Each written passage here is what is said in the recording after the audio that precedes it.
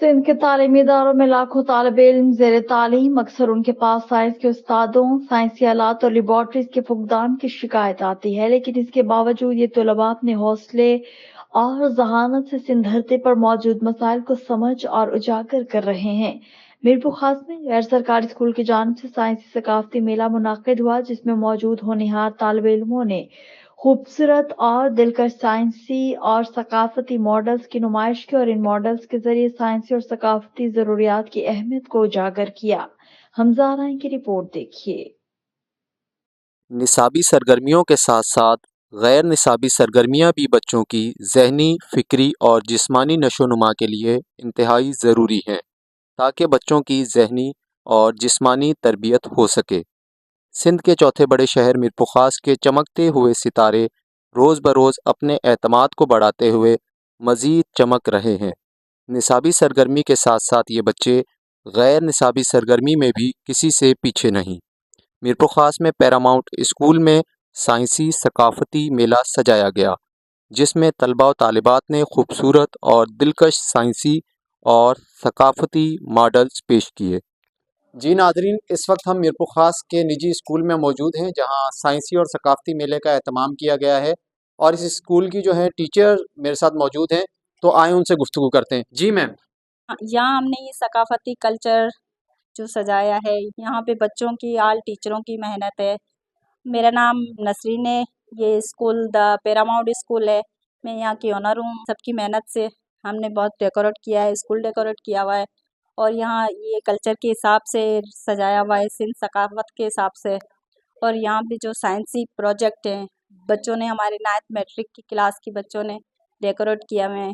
तो ये सारी हमारी चीज़ें हैं, ये कल्चर के हिसाब से हैं, हमने डेकोरेट की हुई हैं। सिंधी कल्चर के हिसाब से कपड़े हैं, सिंधी रलियाँ हैं, इनको हमने डेकोरेट किया है। सिंधी सिंधी में इनको सगिया बोलते हैं, वैसे उर्दू में परांदे बोलते हैं। और सारे ये कपड़े हैं, शालें हैं और बेडशीट है, ठीक है। और ये सिंधी के हिसाब से हैं, जिनको सिंधी में मोर बोलते हैं।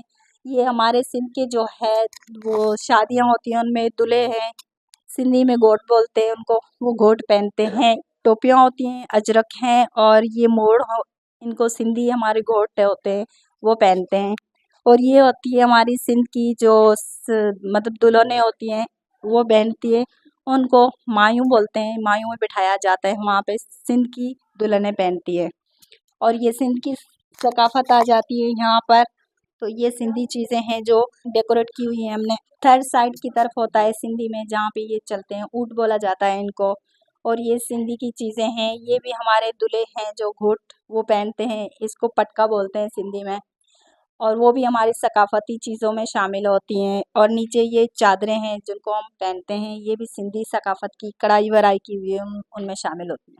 ये हमने जो है इधर आज साइंस एग्जीबिशन लगाया है, जिसके अंदर कुछ प्रोजेक्ट्स हैं, जिसकी वजह से हम लोग जो है स्टूडेंट्स के माइंडसेट को इंक्रीज़ करना चाहते हैं, उनकी नॉलेज को इंक्रीज़ करना चाहते हैं। वो जितना हमारे पास प्रोजेक्ट्स वगैरह बनाएंगे, उसकी मदद से जो है वो अपनी नॉलेज को इंक्रीज़ करेंगे। ये हमारे पास माइक्रोस्कोप है, जिसकी मदद से हम माइक्रो ऑर्गेनिजम्स को देख सकते हैं। जितने भी यूनिसेलुलर ऑर्गेनिजम्स होते हैं, हम उनको देख नहीं पाते अपनी नेक्ड आइज से, खुली आंखों से नहीं देख सकते। दैट्स वाई हमने जो है माइक्रोस्कोप जो है इधर रखा हुआ है।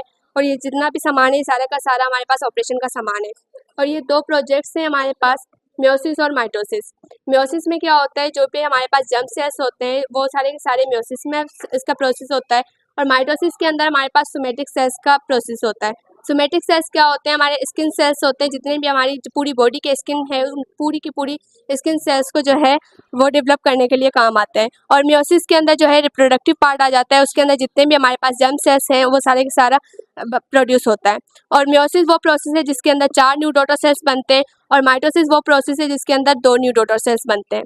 मियोसिस के अंदर हैप्लॉइड कंडीशन होती है और माइटोसिस के अंदर डिप्लॉइड कंडीशन होती है। डिप्लॉइड कंडीशन वो होती है जिसके अंदर नंबर ऑफ क्रोमोसोम्स कंप्लीट होते हैं 46। और हैप्लॉइड कंडीशन वो होती है जिसके अंदर नंबर ऑफ क्रोमोसोम्स हाफ हो जाते हैं, मतलब कि 23 हो जाते हैं। तो 23 क्यों होते हैं, इसलिए होते हैं क्योंकि 23 जो है वो मेल की तरफ से आते हैं और 23 फीमेल की तरफ से आते हैं, जिसकी वजह से ज़ायगोट के अंदर हमारे पास 46 क्रोमोसोम चाहिए होते हैं। अगर 46 पूरे आएंगे तो जो है वो ज़्यादा हो जाएगा, तो एबनॉर्मलिटीज़ कॉज होंगी।